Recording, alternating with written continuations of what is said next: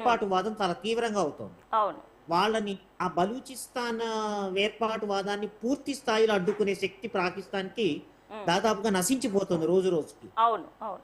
మనం కనుక మిలిటరీ పరంగా మోహరింపులు చేసి అంటే డిప్లాయ్‌మెంట్ అంటాం. ఆల్రెడీ నేవీ డిప్లాయ్‌మెంట్ చేసింది. ఎయిర్ ఫోర్స్ రెడీగా ఉంది.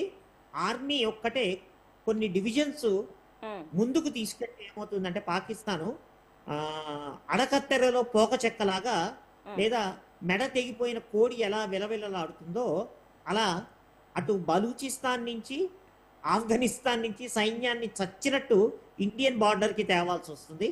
తేంగానే ఏమవుతుందంటే వాళ్ళకి అంటే ఎటువైపు ఈ దేశాన్ని ఏ రకంగా రక్షించుకోవాలో తెలియదు.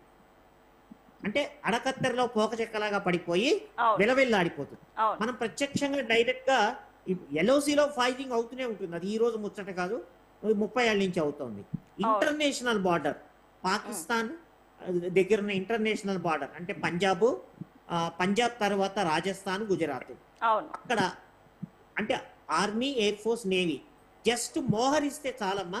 ప్రత్యేకంగా ఒక బుల్లెట్ కూడా కాల్చక్కర్లేదు.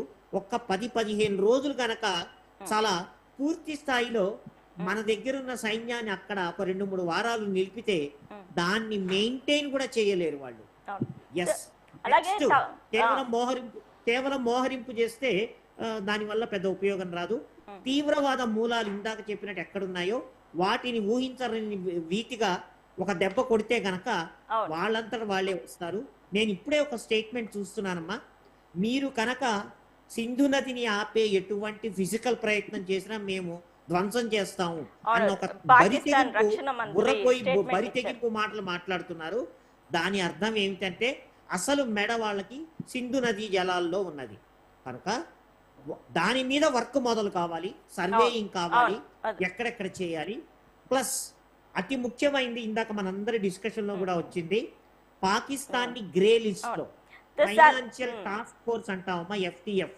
అవును. అతి ముఖ్యమైనది సింధు నది మీద పని మొదలు కావాలి, అవును. సర్వేయింగ్ కావాలి. సార్ అవి అవి మొదలు అంటే భారత మనం చాలా ఆర్మీ సీరియస్ గా ఉన్నామని తెలియాలి, కేవలం బెదిరింపులు కాదు. సార్ సార్ ఈ భారత రోజు ఆర్మీ అనుకుంటే బడ్జెట్ ఒక అంతా ఉండదు 5-10 ఏళ్ళు పడుతుంది పాకిస్తాన్. ఏమ్మా.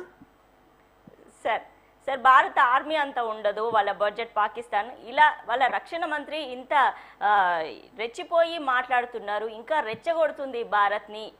అసలు ఆయన స్టేట్మెంట్ని ఎలా చూడాలి మీరు చెప్పినట్టుగా? వాళ్ళు ఏం తెచ్చిపోవట్లేదమ్మా, పిచ్చెక్కి మాట్లాడుతున్నారు. తమాషాగా మాట్లాడాలంటే వాళ్ళకి వేరే ఆప్షన్ లేదు. ఎందుకంటే ఇందాక రవికుమార్ గారు చెప్పినట్లు